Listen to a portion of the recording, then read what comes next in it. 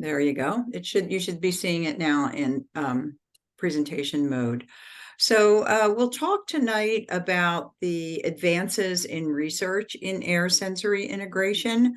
And as we were laughing before everyone got on because I have way too many slides. So I'm going to talk rather quickly tonight because I want to share with you the new and the old and information, how the new information builds on the old information. And I want to allow you to have this information for a resource for you. So they'll share the slide deck with you afterwards. But one of the big things I want to share with you is now as the director of research at Classy, which I'm so grateful and pleased to be working with this terrific group of individuals, that we're now going to be able to provide some research support to advance even further the art and the science of air sensory integration. And in my position, I'll be able to provide some support for projects that advance the science and application of air sensory integration. And joining me in this endeavor is Dr. Kelly Albright, who's on as well today, who supports a lot of the efforts and is my partner in crime, let's say. So Kelly put together a couple of screenshots that will show you where to find more information about the research supports that Classy offers. So I'll turn it over to you, Kelly. Hi, everybody. Yes, so we are hoping, we're going to show you where you can find more information about our research program, and we hope that we'll be bombarded with lots of things that you guys want to do. So this is the process. So we want to go through the process for you. So you're going to go to our website, cl-asi.org, and on the top, you'll see some different options, and you'll click this one that says research that we have circled here for you, and it will bring you to this landing page, which goes over our research support program as well as some of our research priorities. And Roseanne, if you want to go to the next slide. So here you can see the bullet point list of the different research priority areas that Classy has identified. So I'll let you guys, visit our website, read through those on your own, see if it gets your wheels turning of something you might be interested in doing. And then what we also provided just some descriptions of some types of research in case you haven't been in school for a while and need to remember those things. You can click there just to remind and refresh your brain regarding those types of things. If we go to the next slide. At the bottom, you'll see that there's a process for obtaining research support. So what you will first do is email your research interests clearly and succinctly to research@cl-asi.org. We will respond to you either with more questions or ask, or if we feel like it's ready, we'll invite you to submit a letter of intent. And we will give you a link to that letter of intent as well as a letter that outlines the different things we're going to be asking for when you apply. So this is what the letter of intent application looks like. If you're invited to submit one, you'll be inputting things like your methods, your what type of research you're going to do. This is where you would also put in an application to access any of the EASY data or the FLIC data if you're planning to use that in your research. So you can always send us questions and follow up with us, and then we'll take you from there. Yeah. Thank you, Kelly. And also, Dr. Smith-Rowley will be talking about next year's webinars that are going to be focused on research. And so we'll be giving you more depth, if you will, about research in air sensory integration and some of the things that are going on to get your mind thinking about how you might want to contribute to these efforts in air sensory integration. So when we look at the evidence for air sensory integration, just a reminder that evidence has three limbs or circles, however you want to think about it. It's the best available research or evidence on whether or why the treatment works. And we'll go over some of this. This is usually in the peer-reviewed literature, and it's usually randomized control trials, comparative effectiveness trials, systematic reviews, and things of that nature. But it also includes clinical wisdom and experience of the clinician and the client that you are working with, or the child and the family that you are working with, and what their preferences and values are. So together, those three areas make up evidence-based research, which is shown in the intersection of those circles right there. So something to think about while we go over these research studies. And then just a reminder that there is a level of evidence from highest to lowest, with level 1 being systematic reviews, meta-analyses, and randomized control trials, which we have a number of in air sensory integration. And then you can see level 2 and level 3. And I also highlight levels 4 and 5, which are descriptive case studies that include analysis of outcomes, including single subject research design, which we have some of in air sensory integration, and one rather new one that I'll share with you. And then level 5, case report and expert opinions that include narrative literature reviews and consensus statements, and we have a number of them as well. So the state of evidence in air sensory integration, it was confusing, but it's no longer confusing. One of the reasons it was confusing is that it's an art and a science what we do. It's a complex intervention. It's hard to operationalize it, systematize it, and make it replicatable. But I think we've gotten past that, and as a result, we have some good studies that makes the evidence less confusing. So one of the first things that happened to help that was setting the record straight and clarifying the difference between interventions that were air sensory integration and those that were not. And we'll just lump them all into what I'll call sensory-based interventions. And so many of the systematic reviews from the past, and actually this continues, contain mixing of these two interventions under one term called sensory interventions, or sometimes they even call it sensory integration. And so it made the conclusions from the systematic reviews were influenced by the fact that some of the interventions that were included were not actually air sensory integration. And our colleague, Dr. Jane K. Smith, really helped set the record straight on this when her and her colleagues published an article that did a systematic review of sensory interventions for children with autism. And they clearly separated the difference between sensory-based interventions and air sensory integration, and concluded that there was adequate evidence for air sensory integration. And since that time, there's been a number of additional publications along the same lines. I want to go over what some of the confusion is about the evidence for air sensory integration, so that you can speak about it in an informed way when you're talking with others. So it's important to get it straight in your mind, you know, why the evidence was confusing and what we've done now and how we've done the studies now to limit or get rid of this confusion and show that the intervention is effective and have good evidence.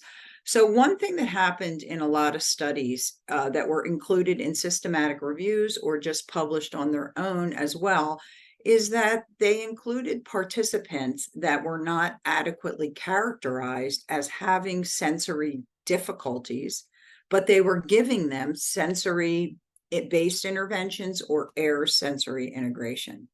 So they were chosen on diagnosis rather than the core feature of having a sensory type challenge.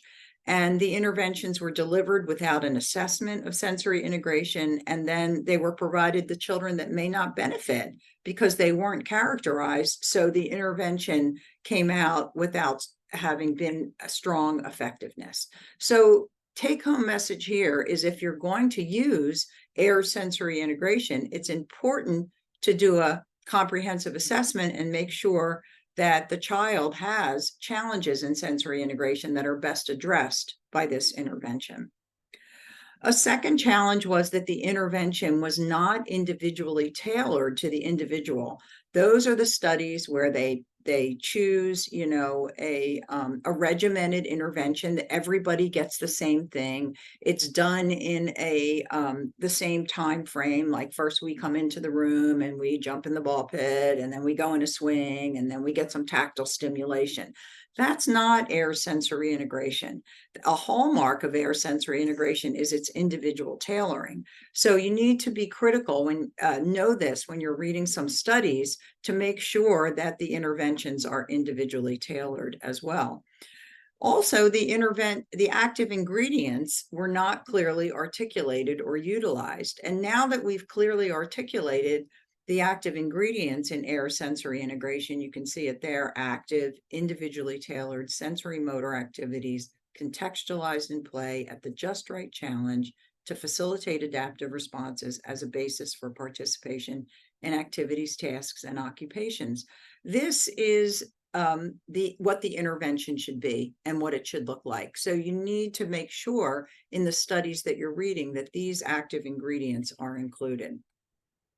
And also that the studies followed a protocol that's able to be replicated by others.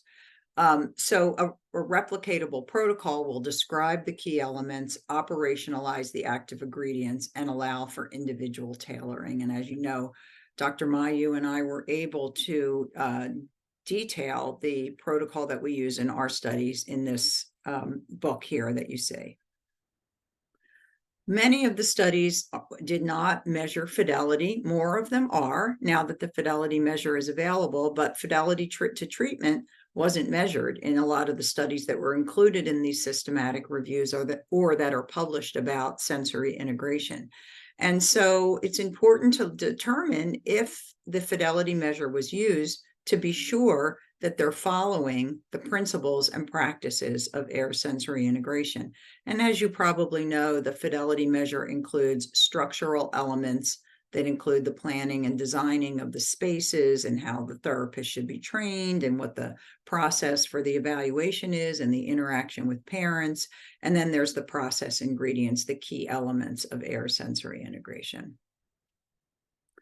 And then another challenge was that varied outcomes and outcome measures were utilized. This is a message we can all take home with us in our clinical practice. Be clear about your outcomes that you're measuring. Know which outcomes have best evidence for air sensory integration. We definitely need more research in this area that's targeting various outcomes, but we have great evidence showing that individualized goals that are related to daily life activities, participation in occupations, and social participation are outcomes that have shown improvement with air sensory integration. We need more research about outcomes like play, developing motor skills, cognition, or school performance. We need more research on these, but we can get into trouble, as you'll see with one of the articles I'll show you by Novak, by trying to say that air sensory integration can do more than it actually can.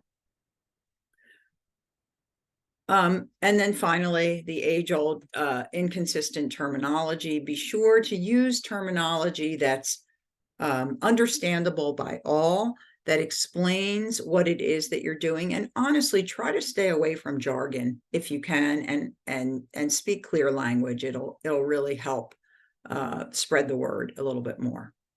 So despite the challenges with many of the systematic reviews, there are a few high-quality systematic reviews in the literature that show that air sensory integration is an evidence-based intervention.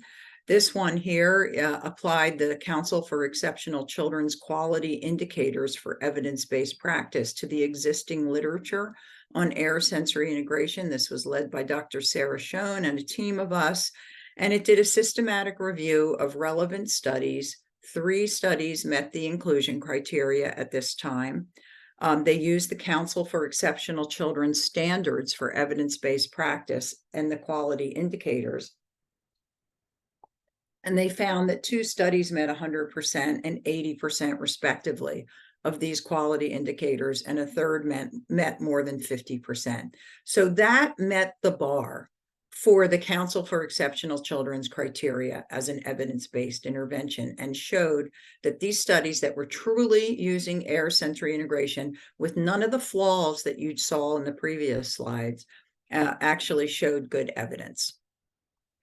And then another one was related here, commissioned by the American Occupational Therapy Association to do an evidence-based review. And we again found 3 RCTs and 1 retrospective study and 1 single subject design. And using a very systematic process, determined that it does meet the criteria for an evidence-based practice for improving individualized goals related to function and participation. That's what we do as OTs. So we have pretty solid evidence on this, and I'll elaborate on this as we go through the presentation as well. This is a rather new one by Jewel Cresta and her colleague that looked at a systematic review of sensory interventions. Again, sensory interventions, so it includes a lot of things. But this one did look at a specific outcome or outcomes, which was attention and self-regulation. So they reviewed the literature to see what kinds of interventions were in the literature and showed outcomes, positive outcomes for these 2 areas, attention and self-regulation. And what they found, they reviewed all these different sensory interventions. They're listed here: massage, adaptive seating, environmental modification, weighted vest, sensory diets, and sensory strategies. And they found the 3rd bullet there, that air sensory integration and massage interventions had the highest quality of evidence. They used this rating scale of red, yellow, and green, like a stoplight, green, yellow, and red, where green is go, good evidence, yellow is proceed with caution, and red is stop, don't use this intervention. So they found that these 2 interventions scored moderately, so that they had some good moderate evidence for these 2 outcomes. Okay, so we have some emerging evidence that air sensory integration can improve attention and self-regulation. We definitely need more, but this is a good start.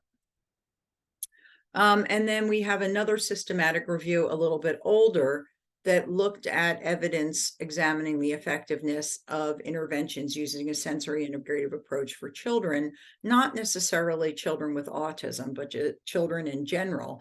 And they reviewed 27 studies. I have it outlined in blue, and results suggest that sensory integrative approach may result in positive outcomes in sensory motor skills and motor planning, socialization, attention, behavioral regulation, reading related skills, participation in active play, and achievement of individualized goals.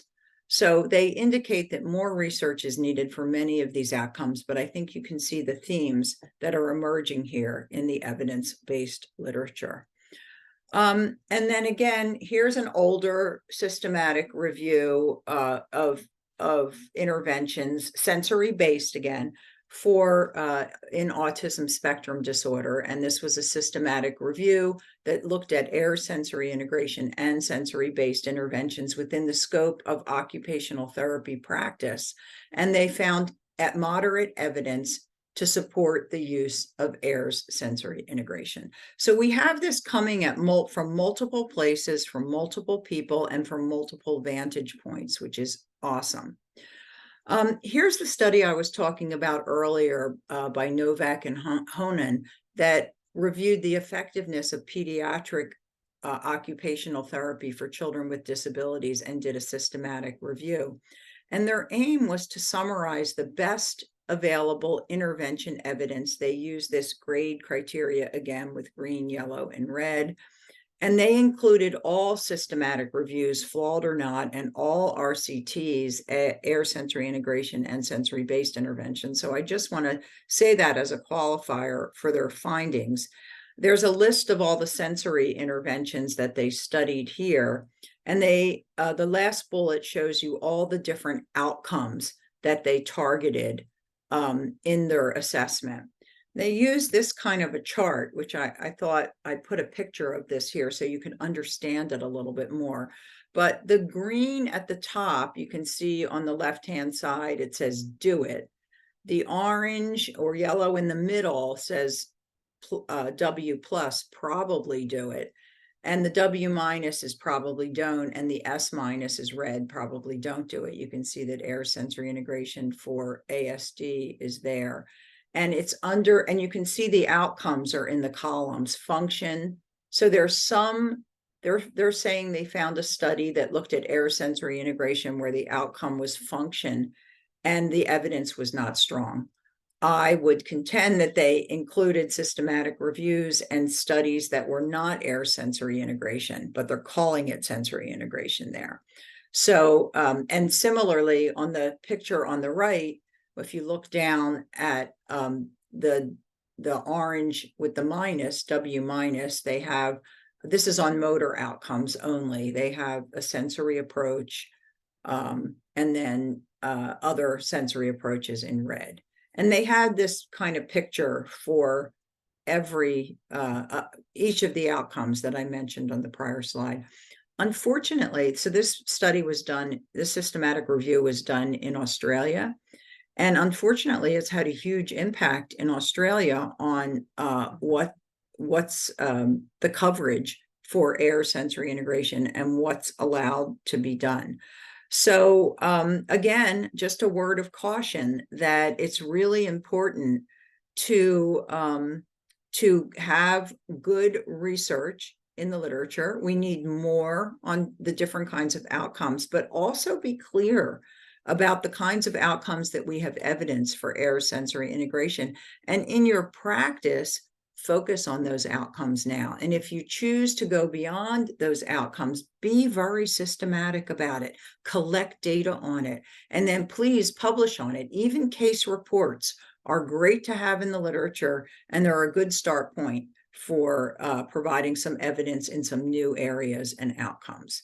And that's what that article looks like. So to just summarize this first part, many systematic reviews are limited by including studies that are not consistent with occupational therapy using air sensory integration.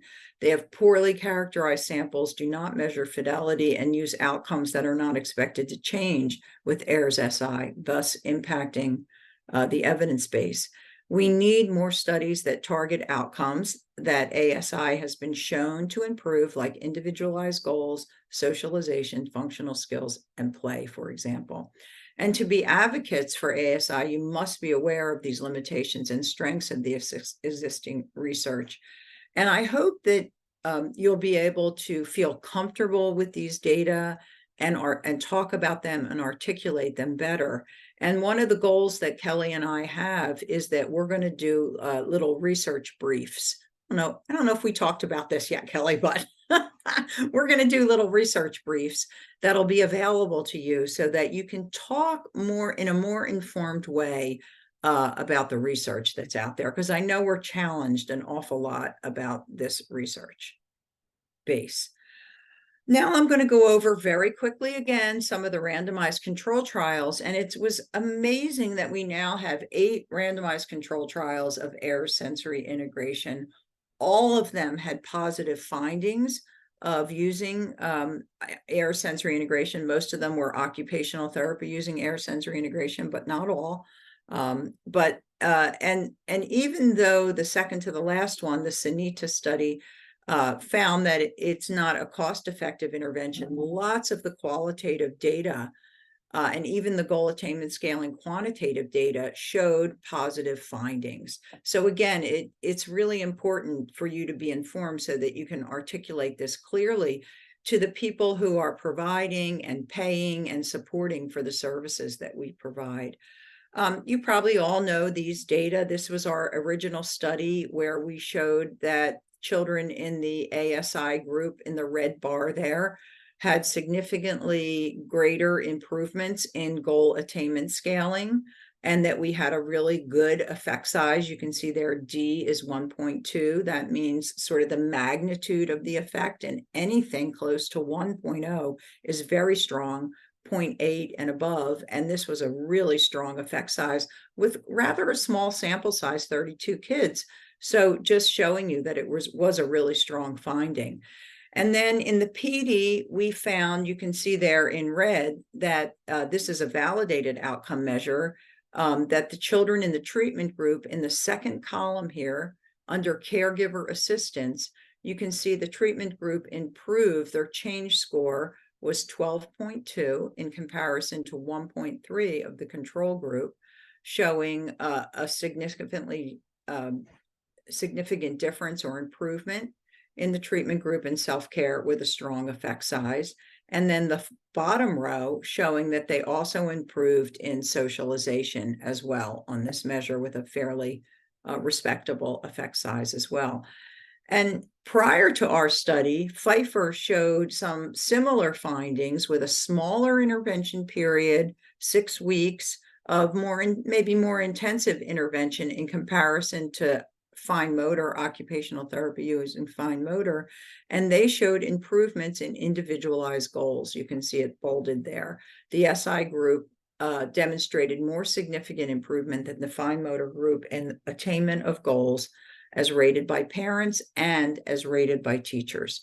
So both groups had gains, but the SI group had greater gains in this case. And then finally, a newer study by Claudia Amari in Brazil looked at a randomized, she replicated our original study using children with autism in Brazil. She used a really nice, solid, randomized control trial where all the kids were screened and evaluated prior to randomization. Then they were randomized. They both had equal, they had treatment or no treatment for an equal amount of weeks, and then following the treatment, outcomes were measured. She used the manualized evidence-based approach. Her dosage was 60-minute sessions 3 times a week for 10 weeks, so 30 hours total, and the control group had customary educational or therapeutic activities. And again, the findings are very consistent with these other 2 studies that I just talked about, where in the PD, she found improvements in the treatment group in self-care and socialization, statistically significant with respectable effect sizes. And then the bottom row there shows the individualized goals. The change in these was also statistically significant with a fairly strong effect size. So here's the message. Are you getting the theme? Occupational therapy with air sensory integration improves children's ability to meet their individualized goals. So let's focus on, that's one of the things that we can focus on as an outcome of our intervention. Now, writing very specific, measurable, relevant goals, time-based goals is important. Scaling them in a very systematic way is important.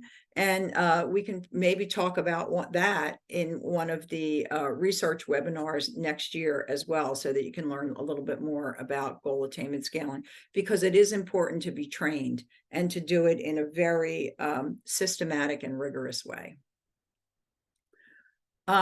Here's some of the other studies that are on air sensory integration. This one is published in Occupational Therapy Journal of Research.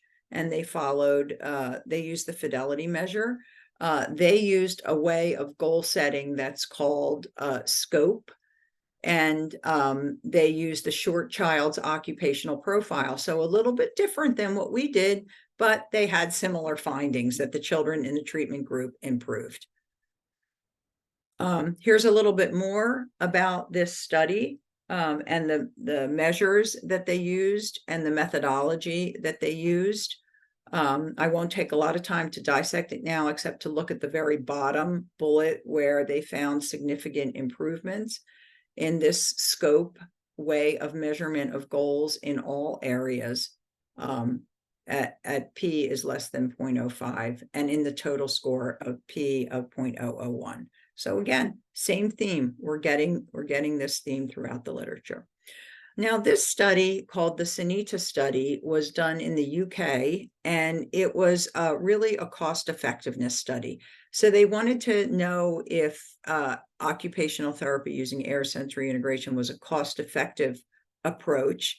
And so the study was really very well done. It had 138 participants, which is very large. They were randomized. Their primary outcome measure, however, was aberrant behaviors, measured by the aberrant behavior checklist. And this did not show improvements with occupational therapy using air sensory integration. And just as an aside, the large RCT that we're just finishing the data analysis for also did not show improvements with OT-ASI in aberrant behaviors. So maybe that isn't an outcome that we target in our intervention. Maybe we need more study of it, or maybe this intervention isn't designed to target those kinds of behaviors. And maybe those behaviors are something that we don't want to target anyway, because autistic persons are telling us they may have some functional importance to them. So just something to think about when you think about these study findings. And I'll just say that here's a little bit about the study's purpose and goals. Hold on, I have to move the participant pictures out of the way so I can read my slides. It's not quite working. Let me stop sharing for 1 second.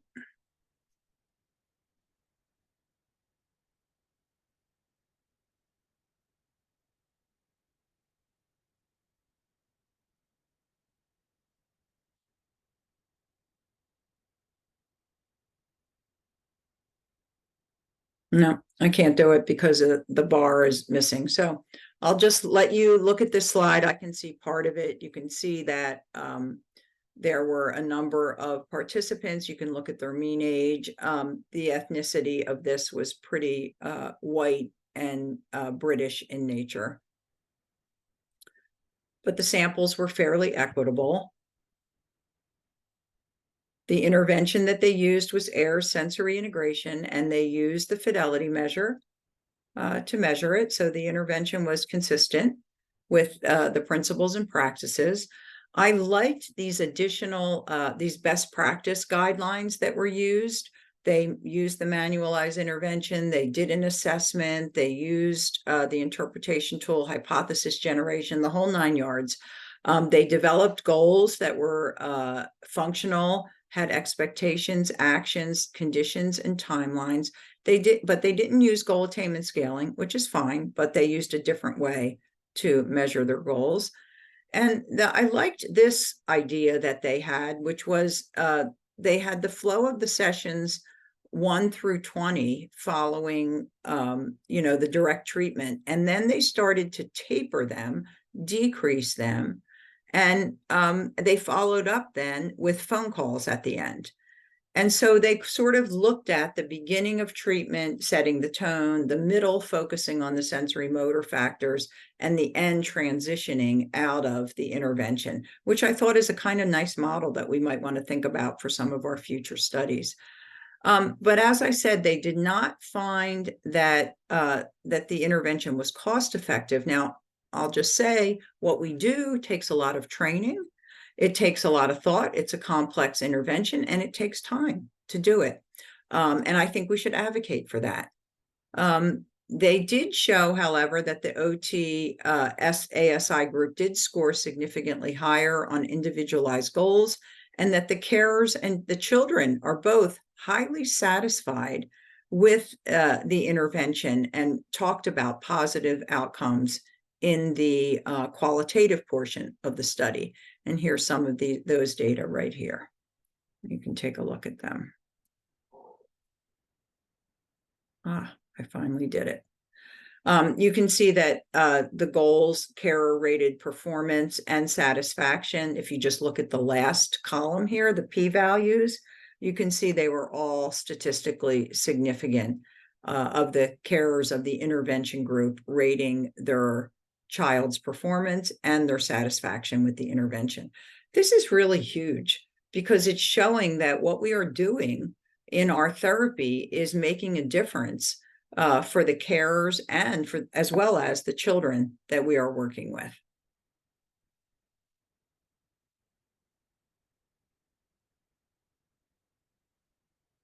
And then they did also do a qualitative portion of this study where they interviewed carers, they called them carers, with qualitative researcher.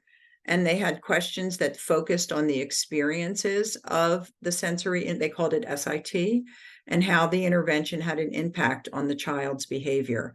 And so they did this with 27 of the carers, and they transcribed the findings and did a thematic analysis.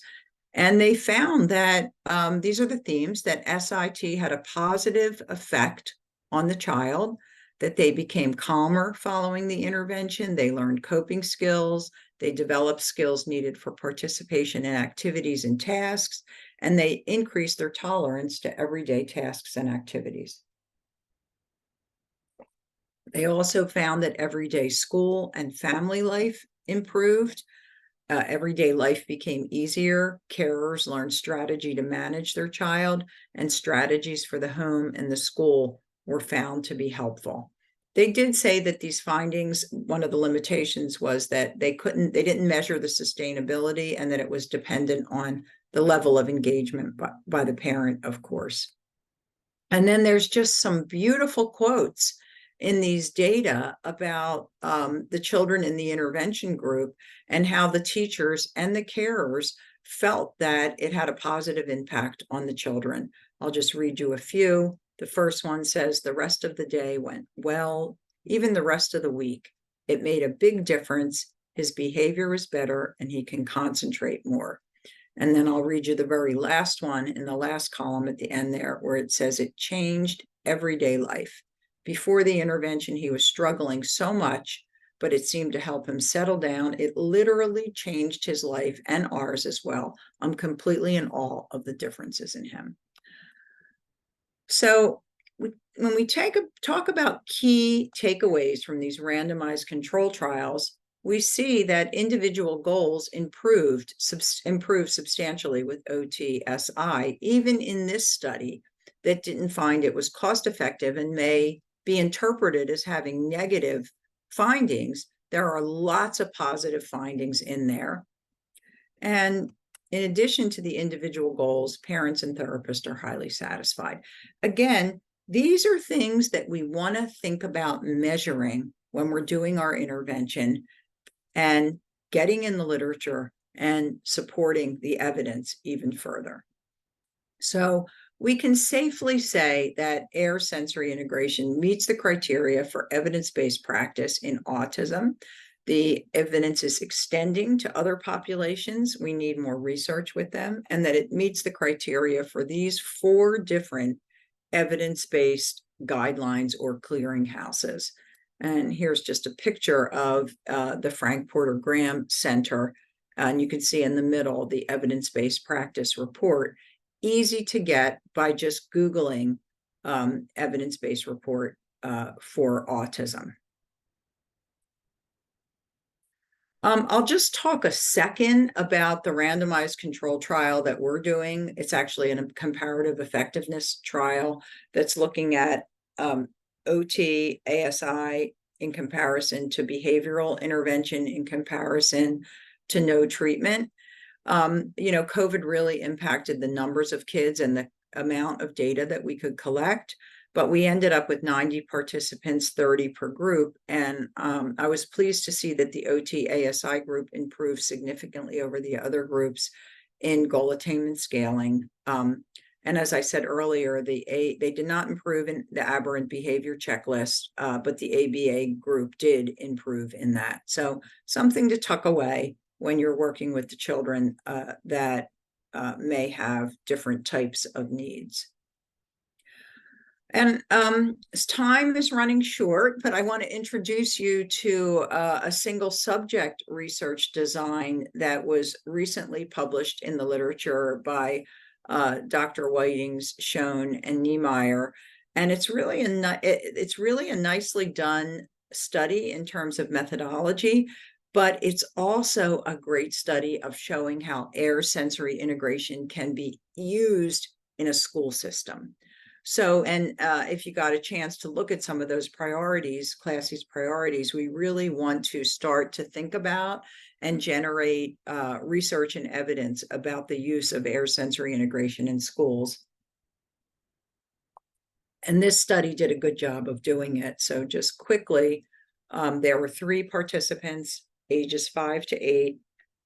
They used air sensory integration as well as the STAR frame of reference. They had fidelity measures for both, 30 minutes, 2 times a week for 15 weeks, so 30 sessions. And they also included consultation with teachers for education and environmental modifications.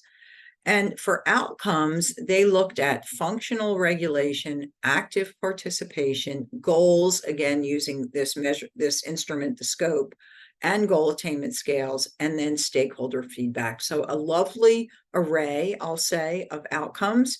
And I was like, whew, how are they ever going to measure functional regulation and active participation?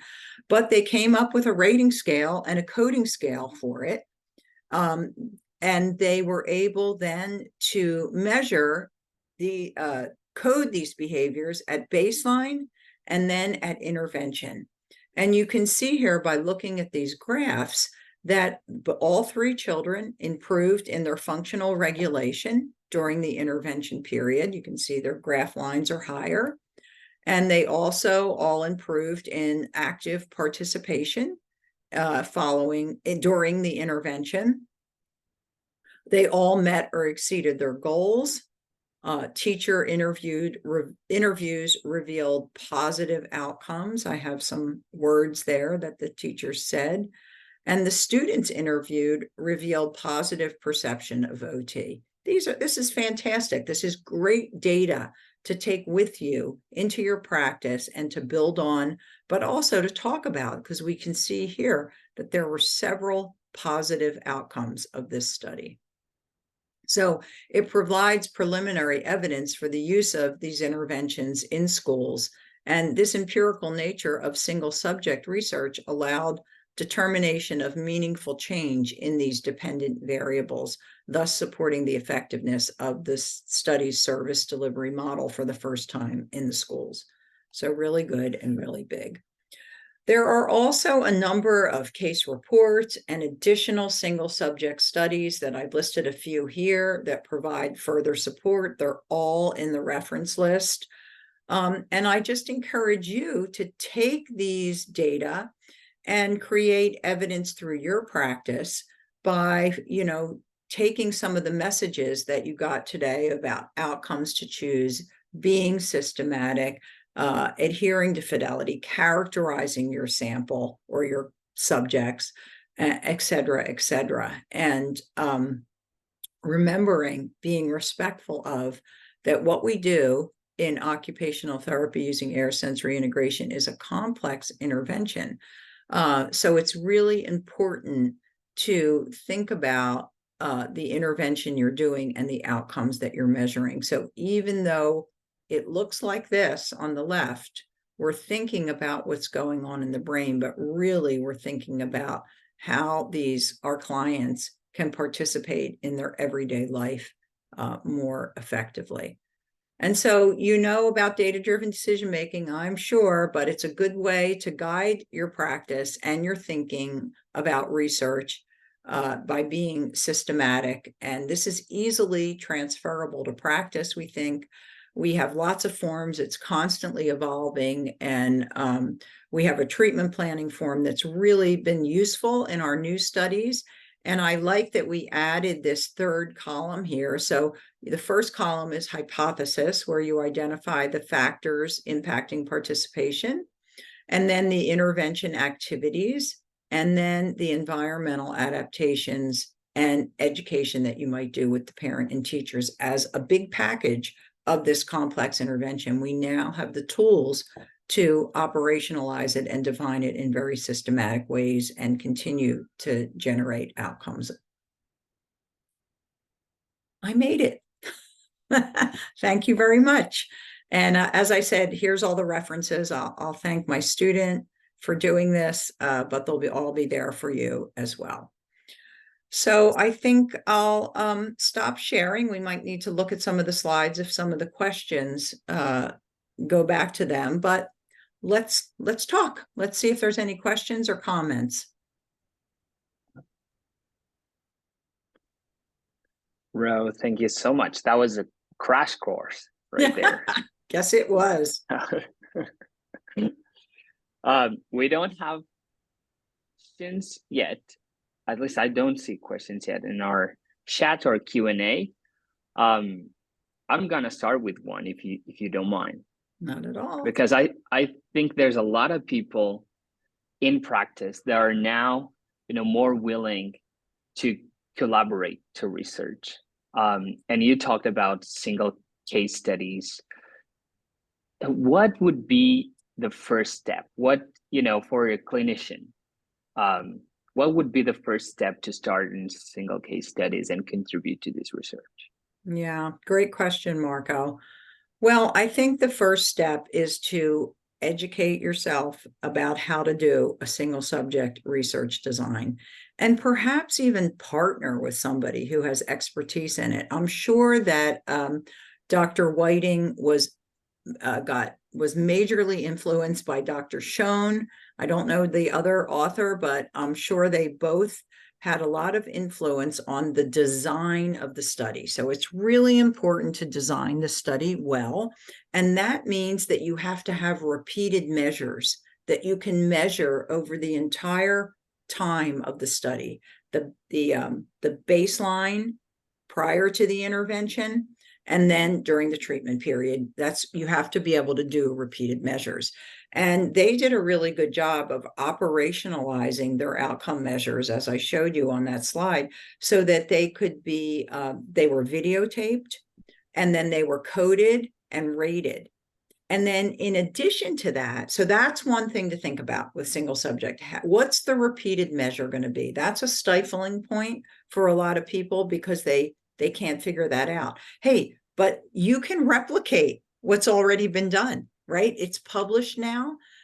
You can use their coding system. I'm sure they would share it. I think Dr. Schoen's on if she wants to say anything about that. And you can replicate that study, which would be great if that's the outcomes that you think the intervention is going to impact on the children that you're working with. But that's really important. And then I love how they layered onto that additional outcome measures about goals. So they had 2 layers. And then a third layer, which was terrific, which was having the input from the teachers and the kids themselves. You don't have to get that complex. If you want to get started, I would say, think about the design, try to partner with somebody who can guide you along the way, and operationalize your outcome measures. Could I just add something, Roseanne? Of course. For people in clinical practice, I think another thing to think about is to just be more systematic in your clinical practices. Save the way you save your data, the way you bring children through the process in your practices. We have been amazed at being able to work with some of our clinical practices who have been systematic, and they really have a database that researchers can then come in and help them ask some questions about. So that's also just a starting point. Even before you're thinking about doing research, just try to develop some good systematic ways of keeping your clinical data.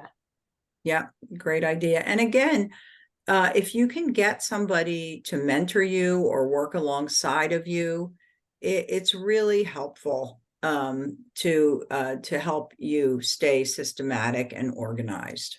And we have lots of tools to help you too. Yeah, thank you. I'm gonna actually follow up with a question that I think relates to this. It's a question from Lisa that she's asking, what does operationalize your outcomes look like? So let me share the screen for a minute. Thanks for asking that question. So I'm going to go back to the Whiting study again, maybe. Let me just see, my screen went blank there. So give me a second. Mhm. Okay, there it is. Back, and I'm going to just scroll up. And I'm going to go right here, and then I'm going to share my screen. So what they did was they decided that their outcome measures were, can you see my screen again? We can, yes. Yeah, that their outcome measures were going to be functional regulation and active participation. So they said, how are we going to measure these two things? So they decided, I call it operationalized, but here they decided to measure them by videotaping the children during a specific period of time, and then using a coding system that rated whether they were in active participation and whether they had functional regulation. And so they had independent people rating these videotapes, and that's how they operationalized their outcome measures. So again, the article has a lot more detail than I included in this presentation, really clear about how they detailed or operationalized these outcome measures. That's one way to do it. Another way to do it is to find a measure that exists that can be done repeatedly over time without getting saturated. So that's what I mean by that. Mhm. Thank you. Then maybe we just have time for one or two more questions, but we have questions regarding collaboration and communication especially in school settings. So I think people are trying to target your ABA versus OTSI study, and if there's room, and if you see the importance of collaboration between these two fields, and also how do you communicate the need for sensory integration? There's some comments about, we're kind of limited on what we can do in terms of sensory integration in schools. Do you have any tips for that? Yeah, well, first I'll just say that I don't think we have done enough work in the area of what kinds of outcomes are going to respond best to air sensory integration and what are going to respond best to behavioral interventions. But we have some little kernels now, right? We have two studies that are showing, well, we have one study that showed maybe aberrant behaviors might respond better to behavioral interventions. That's one study. We need more. We have another study that showed OTASI didn't really improve these aberrant behaviors, so a little bit more data about that. To me, that means that we have to get better about assessing our children and identifying the important outcomes and figuring out what approach is going to be helpful, or approaches in the case of autism, and be clear about that. I don't feel like we can do everything for everybody. I don't think behavioral intervention can do everything for everybody. So as we get better at identifying the outcomes that are most responsive to air sensory integration, I think we'll get better data about that. But I just want to say this one thing on a soapbox for a minute, which is we're OTs and we help people, most of us are anyway, we help people function in their everyday life. That means a different thing for everybody. And individualized goals capture that. They capture that part of occupational therapy that we do. So learn to write good goals, learn to measure good goals using goal attainment scaling or these other methods that I talked about. Somebody in the chat box mentioned that, we have a 2-hour online training that you can purchase and do that trains you in goal attainment scaling and gives you all the tools that you need. It's just a scratch at the surface. It's something that you want to, like Dr. Mayu said, incorporate in your everyday practice as well. And I know that school-based practice is being challenged by how to incorporate these ideas and practices in school-based practice. And we need to do more work on that, but we're getting there. So I would say, again, going to what Zoe said, think about being really systematic in your school-based practice. You're thrown so much, big caseloads, they expect the world from you. Try to use these data that I presented to you today to help you think about what are the things that I can target and how can I best target them in a systematic and precise way. Thank you, Ro. That's so great. And thank you so much. People are sending a lot of comments saying how wonderful the presentation was. And thank you so much for taking your time and share that with us. Yeah, thank you to Classy for having this forum, because it's such a great way to bring a group of people from all over the world together to share these great ideas and, ultimately work together to advance practice.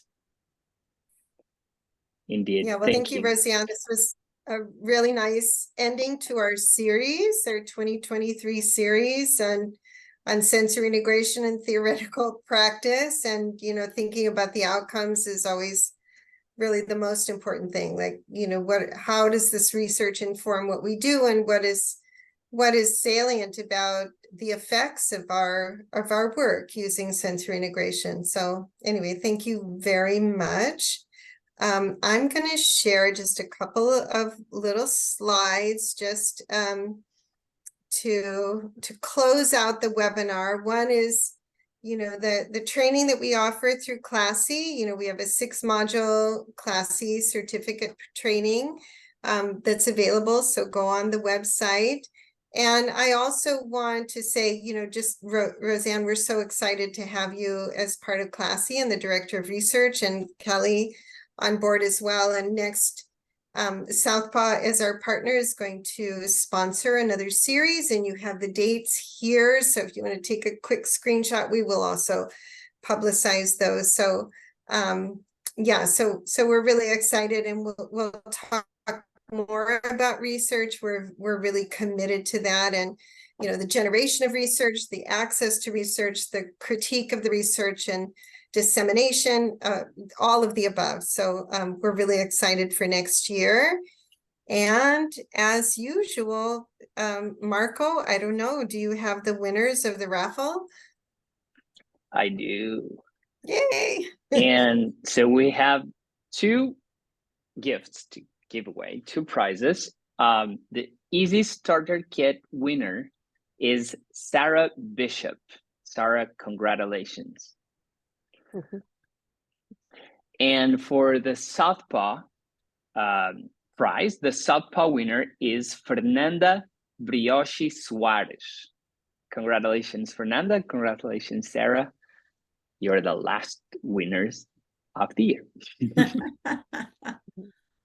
And, I was joking that this was our series finale for this year, and that I hope that we didn't have a cliffhanger, but in a way we do, because there were so many great questions that just will lead into next season when we have a whole season on research. So amazing presentation, Roseanne, as always. Thank you so much. Thanks, everyone. Great to see you all. And for those who celebrate Thanksgiving, have a wonderful one. Yes. All right. Thank you. Thank you. All. Thank you. Happy holidays, everyone. Bye-bye. Happy holidays. See you next year. Yeah. Okay. Bye. Bye. Bye.